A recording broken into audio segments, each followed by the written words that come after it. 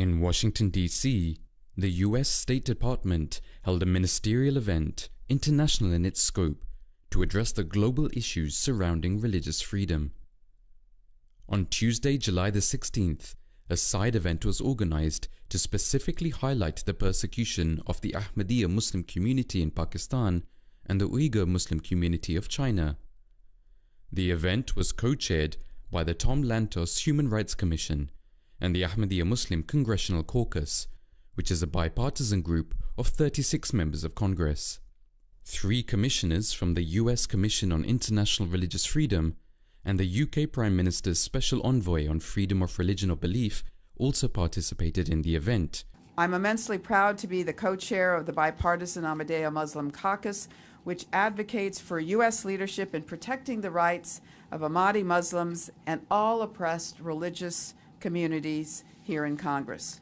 The Ahmadis have stood up for the rights of the Rohingya and the Uyghurs when some other Muslim leaders have not. The solidarity the Ahmadis have shown for these and other oppressed peoples tells me much more about their faith than words could ever. Religion isn't about conflict. Religion isn't about taking contrarian opinions to cause conflict. Actually, religion is based on a common foundation, and it's the foundation of the house of God, the foundation of humanity. You know, I was reading this beautiful book that was on our chairs, A Message for Our Time. And one quotation from the leader of the worldwide Ahmadiyya Muslim community stood out to me.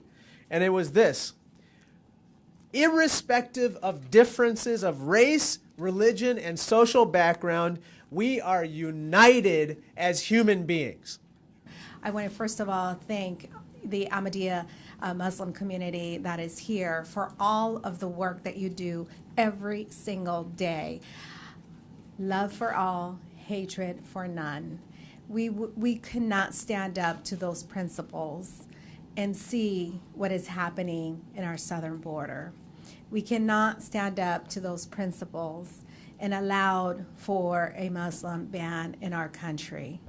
The evening's guest of honor was Abdul Shakur, an Ahmadi Muslim and survivor of religious persecution in Pakistan. Abdul Shakur's case had sparked global condemnation when the 81-year-old was arrested and convicted on terrorism charges simply for selling books of the Ahmadiyya Muslim community.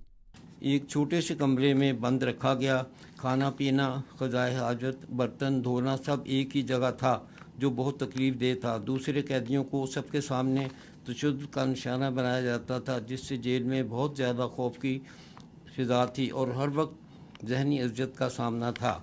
मुझे इस मुकदमे में 3 साल 3 माह और 16 दिन Asir राह मौला होने की सआदत मिली।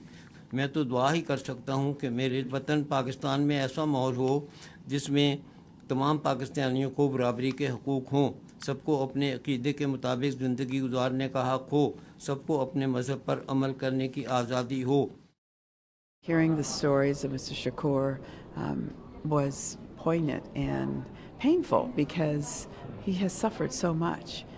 I was unbelievably moved by the experience of speaking just to the right of Abdul Shakur, someone who I hadn't met, but I felt like I knew because of the advocacy that so many of us have embarked upon on his behalf. And the fact that he was here and that he is no longer in prison demonstrates the power of our voice when our voice comes together.